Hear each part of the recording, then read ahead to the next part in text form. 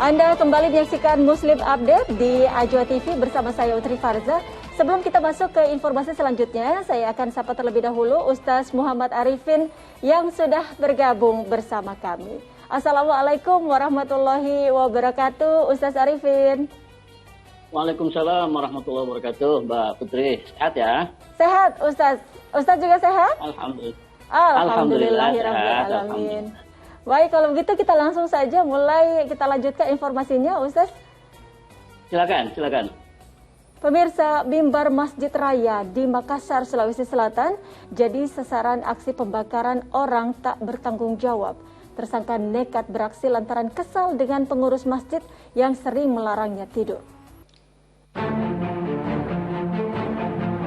Kobaran api langsung membara dan melahap sebuah mimbar Masjid Raya Makassar, Sulawesi Selatan. Orang tak dikenal sekitar pukul 2 Sabtu kemarin diduga sengaja melakukan aksi pembakaran ini. Seperti terekam kamera pengawas CCTV saat beraksi, tersangka berupaya menutup mata kamera pengawas terlebih dahulu. Polisi pun bertindak cepat dan berhasil meringkus tersangka pembakaran mimbar masjid tertua dan terkenal di kota ini.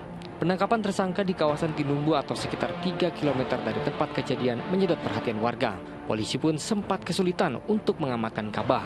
Diduga kesal dengan pengurus masjid yang sering melarang tidur dan mengusir pria berumur 21 tahun ini, nekat membakar mimbar masjid menjadi penyebabnya.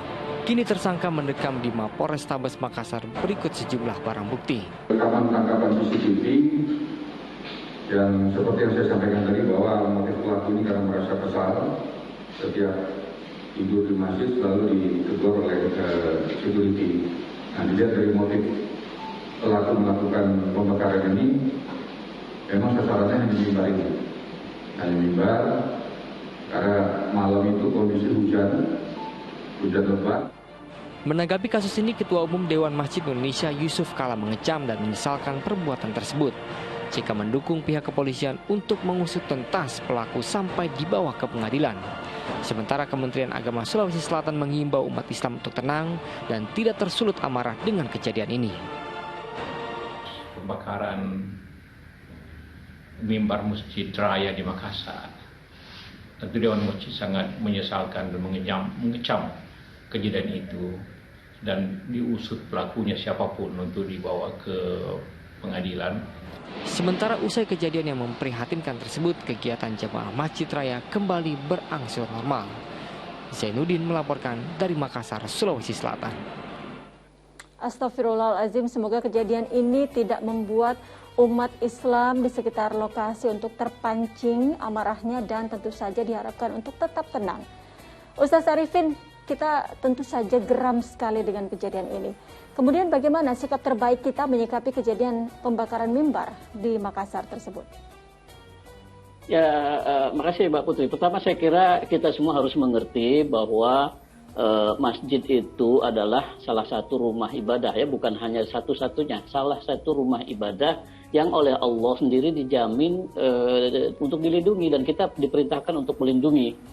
Jadi mau masjid, mau gereja, mau apapun rumah ibadah umat beragama jangan sampai ada dirusak, jangan ada tindakan perusakan. Nah, karena itu saya kira dalam hal ini kalau kita sudah memahami itu semua, jangan pernah kita berpikir untuk merusak rumah ibadah karena alasan apapun. Kayak tadi alasannya kan kesal hanya karena tidak boleh tidur di dalam masjid lalu merusak mimbar masjid.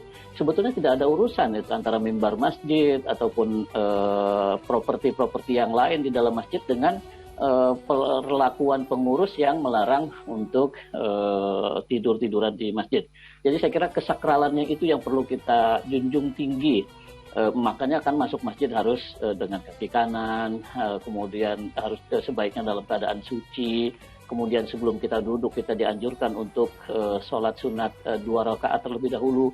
Itu semua adalah cara yang diajarkan oleh Rasulullah SAW dalam rangka kita menghormati masjid yang merupakan rumah ibadah. Gitu. Bahkan kita menyebutnya rumah Tuhan.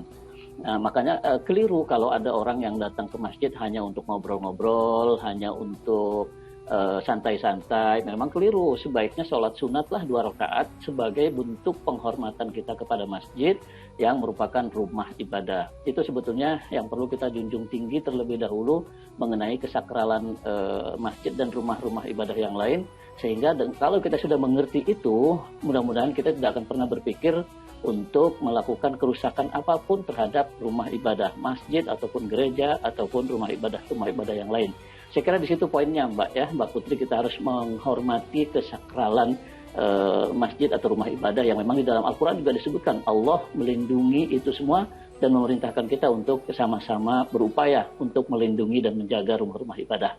Baik, Ustaz, ini bergeser sedikit dari peristiwa yang tadi. Belakangan ini terjadi juga penyerangan pada pemuka agama dan itu kerap terjadi. Apa imbauan Ustaz khususnya kepada para ulama yang saat ini mengemban amanah untuk berdakwah? Ya, memang agak berat ya tugas ulama ataupun ustadz ya. Dalam hal ini sudah menyampaikan hal yang baik-baik, tapi tetap saja ada sebagian masyarakat yang entah salah paham atau bagaimana melakukan tindakan-tindakan yang boleh dikatakan kejam atau keji lah ya, sampai membunuh, sampai menusuk dan lain sebagainya. Nah, saya punya pandangan ustadz-ustadz atau penceramah-penceramah di masjid itu kita membiasakan untuk membawakan ayat-ayat, hadis-hadis yang damai gitu. Walaupun memang ada ayat tentang perang, hadis-hadis juga yang menganjurkan bagaimana berinteraksi dengan non-muslim, tetapi banyak sekali hadis yang lain juga yang justru mengajak kita untuk ramah kepada siapapun, termasuk di dalam masjid.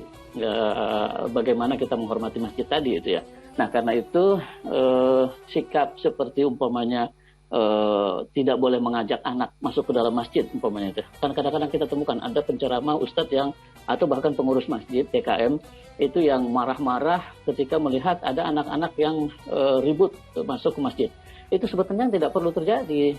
Namanya anak-anak pasti ribut gitu, pasti suka main, pasti berlarian ke sana kemari.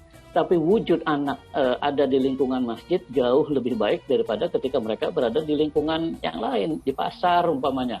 Di pasar mereka bisa sering mendengar orang berkelahi, tapi di masjid yang mereka mendengarkan Allahu Akbar, yang mereka dengar Al-Fatihah, yang mereka dengar itu nasihat Ustadz. Nah, saya kira itu yang perlu kita tanamkan kepada masyarakat. Jangan melihat kedatangan anak ke masjid mengganggu kenyamanan. Jangan melihat orang datang ke masjid hanya tidur saja.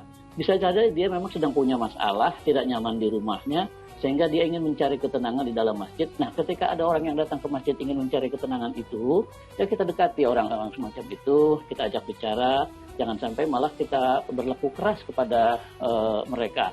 Karena kita tidak tahu niat mereka, kan mereka datang ke masjid tidur-tiduran, belum tentu mereka punya niat jahat, tetapi sangat mungkin mereka punya niat baik untuk cari ketenangan. Nah, mari kita beri ketenangan itu, dan itu peran ustadz dan penceramah maupun pengurus-pengurus DKM saya kira.